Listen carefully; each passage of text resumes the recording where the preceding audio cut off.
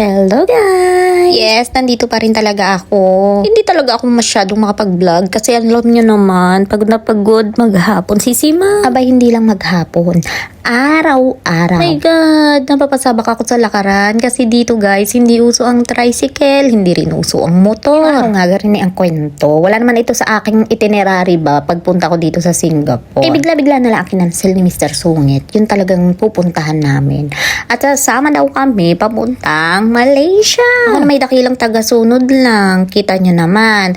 Feeling small laude ang ante nyo. Sila yung namang problema kung saan kami pupunta, saan kami dadaan. Habang ako, eto, tamang video lang, pasunod-sunod lang. Aba, ay wala naman talaga akong iaambag sa trip na ito. Kahit nga pocket money, wala ako. Eh, syempre, ako'y laging alerto. Aba, mahirap nang mapahiwalay. At naku po, buhay. Ay, problema ko pa nga talaga. Hirap na hirap akong intindihin yung English nila. Kaya pag ako'y nawala, wala na.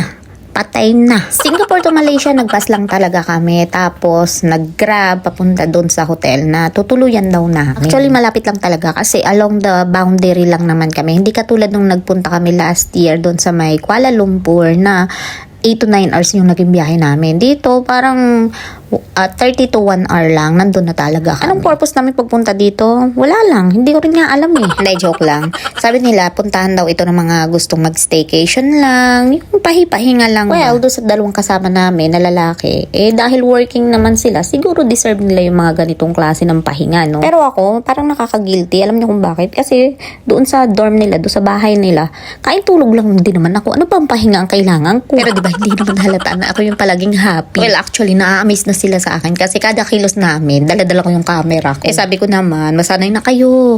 Kinaibigan nyo ako eh. Tipo pa naman na camera and video is life. Habang tumatagal, medyo nasasanay-sanay na din sila sa akin. Napili pa nga nila ako ng room kung ano daw ang gusto ko, kung 14 o yung 38. Syempre, doon ako sa 38. Bakit ka mo? Syempre, nandun sa mataas, nandun yung pinakamagandang view. And charan, isasama na namin kayo dito sa aming room. Well, actually, room lang talaga namin to ni Mr. Sungit. Sumama lang talaga yung dalawa at mag-uusisa daw. Anong meron dito? Nakita nyo naman, hindi masyadong excited. Nauna pang mag-room tour. Itong preni ko. Well, in fairness nga naman, maganda, malinis, and very spacious nga nitong room na nakuha namin. Ay, mali pala.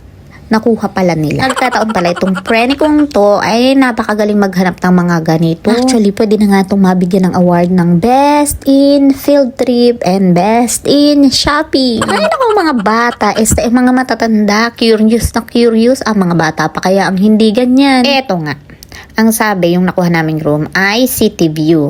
Oh, charan! City view nga, hindi lang nila nasabi na may kasama palang construction view. Alis ka nung kasama naming dalawa, hindi ko maintindihan kung bakit. Naisipin ko na namang mag-room tour. Eh kanina, nakapag-room tour na ako. Eh, hayain na.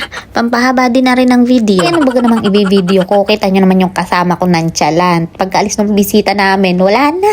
Naupo na lang. Hinayaan ko na lang kasi baka napagod. Naman, buong trip, lagi yung bad trip. Eh, naisip ko nga, sabi ko, sana pala tong trip na to, nilagay ko challenge kung ilang beses siyang magagalit. Medyo behave lang ako kasi wala naman talaga tayo sa Pilipinas. Aba, pag natuluyan niyang magalit, baka iwanan na tayo dito. Ito lang muna guys, kasi talagang pagod na pagod dito si Sima. Aba, ay kailangan ko na talagang i-relax ang aking mga paa. Sabi ko nga kay Mr. Sungit, diyan ka na muna ha. At talagang, kailangan ko na ng pahinga. O diba in the end, ako pa yung pagod.